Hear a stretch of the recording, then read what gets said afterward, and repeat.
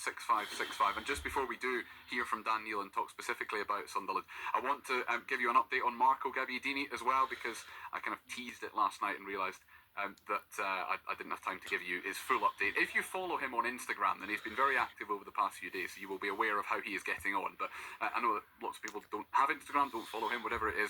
He had his heart surgery in the middle of last week, his triple bypass operation did Marco. Spent a few days in intensive care, a couple of which were not planned, a couple of which I guess were just par for the course, but then he's had a couple of days back on the ward, and he should be going home tomorrow. That is the plan, is that he gets home tomorrow. So we wish him all the very, very best. He has already, in multiple places and multiple times, thanked everybody for all the well wishes, all the messages. There have, of course, been loads and loads and loads of them, but he is very much on the mend. So that was really good news, and like I say, we will let you know, but hopefully he is getting himself home tomorrow. We will come on to Newcastle United with Razor and Ando in a few minutes' time. We always start the show with the latest bits and pieces from our two big clubs. But Nick Barnes, we're going to hear from the Sunderland captain. Yes, Dan Neil chatted to him after the game on Saturday evening and opened up with it being a good week, of course, for him and the team. 9 points out of 9, with 2 of those matches being away from home. Yeah, I think we started the week really well, obviously, with the whole win. A really good away performance, and then obviously the Luton game. You know what it's like going to Kenilworth Road. You can't play your football there. You've got to kind of embrace the fight. And I think in previous seasons that's a game that we might have slipped up in. But I think that shows where the squad's at the minute, and we all fought for each other. We changed up our style to make sure we won the game, and come away with 3 points. And then I think everyone was stressing the importance of the best teams in this league in previous seasons that have went up. When they've won 2 out of 2, especially away from home, when there's a chance to make it 3 wins in a week, they do it, and it sends a statement to the league. So there was no way we were going to be complacent coming into the game today. And I thought it was a really professional performance with tired legs from a tough 6 days. But I thought we controlled the game from start to finish, and it was a really good team performance. Before we start to talk about specific players and specific matches even, I don't think anybody, Julio, any Sunderland fan, thought that at this point, at the end of October, it would be 5 points clear at the top of the championship table. It just wasn't in anybody's reality at that point, was it? Well, that's the beauty of football. When you never expect things to happen, something happen. And, this manager arrived at the club with not much expectations, because I personally didn't know him. I'm sure many fans didn't know much about him. But he must have done something right there, because when you compare the Sunderland that finished last season with this team now, even the majority of the players still there. They look like a different team. They look sharper, fitter.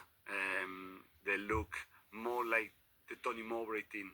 The way they were playing with confidence.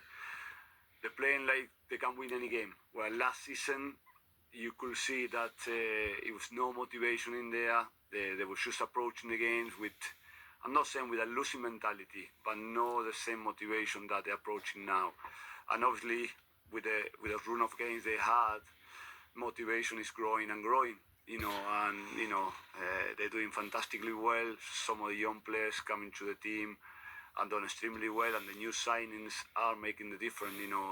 Isidoro on front is something that Sunderland needed desperately last season to start breaking the back line on teams. And he's doing it now, so you can start playing from the back if you want, but also you can go a bit longer because he got the legs running behind.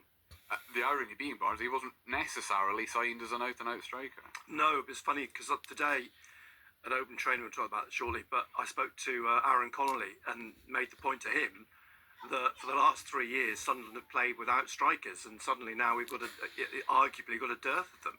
Because we've got Isidore, who he can play wings, but he can play up front. We've got Connolly who can play up front. We've got Mayenda who can play up front and start the season up front. He took part in training today. And there's Roos in there as well. So there are technically sort of 4 strikers in there, with another one to come when he's fit in sort of turn of the year. Yeah. So we go from famine to feast at the minute. Is it dearth, not when you don't have any of them? I know your point entirely. This is just me. We didn't, because I'm thinking back. I mean, they played with Job up front, didn't they? I mean, true. so yeah. arguably, it was a dearth. Yes, I mean, I can't yeah. think. Trying to think who. I mean, because Mason Burstow was basically out of the picture. There by were the time. names of players who were strikers in Yeah, inverted but commas, they weren't being used. they weren't being used. played. For Well, the various last one different was reasons. Stewart, no? When on the Tony Mowbray. Yeah, That was the last striker that you remind. Yeah. The last number 9, if you like. Yes. Yeah. On Dan Neil specifically, we're going to hear a little bit more from him in just a minute, Julio. But you've been a captain of various different clubs at different times. Does it, at the beginning, does it put more pressure on your shoulders, or when you go out to play football, you're just playing football the way you always have? It's your natural character anyway. Something can work in different ways. Obviously, having the captain of any football team give you more responsibility. But Dan seems to be taking this role very well. He's a confident boy. I remember I used to coach him on the 14s when I was in Sunderland Academy. Yeah. And he's always been a confident boy. Obviously, now he's a man. He's not a boy anymore. He's growing, and his football is growing as well. And yeah, I think he deserves to be a captain.